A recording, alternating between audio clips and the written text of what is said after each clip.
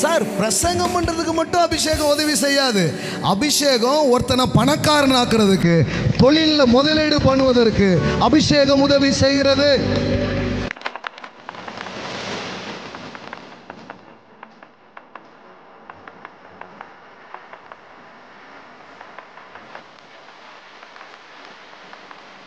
ஏசாயா 45 என்ன வாசிக்கிறீங்க? அபிஷேகத்தை பற்றி வாசிக்கிறீங்க. கோரேசின் மேலே கர்த்தர் என்ன பண்றாரு? அபிஷேகத்தை ஊற்றுகிறார். சொல்லுங்க, இது என்ன அபிஷேகம்? தீர்க்க தரிசன அபிஷேகமா, இல்ல குணமாக்கும் அபிஷேகமா, இல்ல போதிப்பதற்கான அபிஷேகமா? இது என்ன அபிஷேகம்? என்ன அபிஷேகம் தெரியுமா?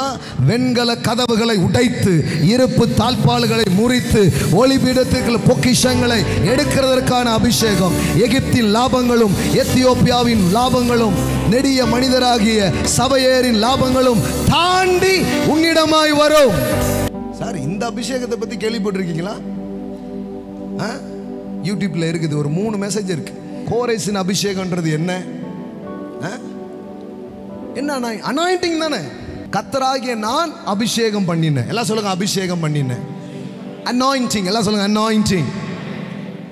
சார், அனாயிண்டிங்னா ப்ராஸ்பரிட்டினா என்ன? பணம் என்ன ப்ராஸ்பரிட்டி?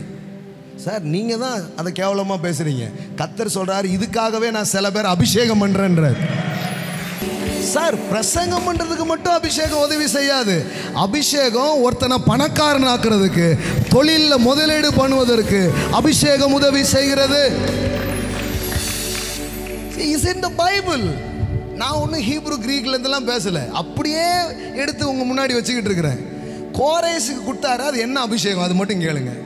ஐஸ்வர்யத்துக்கு எதிராக அவ்வளோ பேசுறாங்களே, செழிப்புனா இவ்வளோ தப்புன்றாங்களே, கர்த்தரே அதுக்காக ஒருத்தனை அபிஷேகம் பண்றாரு. எதுக்கு அபிஷேகம்?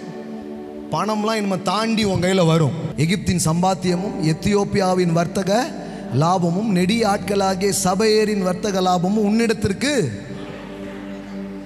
சார், கடவுள் சொல்றார், உன் மேல தைலத்தை ஊத்த போறேன்.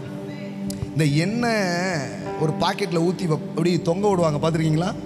இந்த பூச்சியெல்லாம் அப்படி இழுத்துக்கும், பார்த்துருக்கீங்களா? இந்த டியூப் லைட்ஸில் பார்த்துருக்கீங்களா? கர்த்தர் அது மாதிரி சொல்றாரு, உன் மேல கொஞ்சம் எண்ணெயை ஊத்த போறேன், அது பணத்தை பூரா இருக்க போகுது.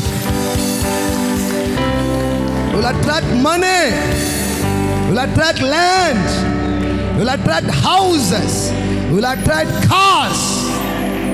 Amen.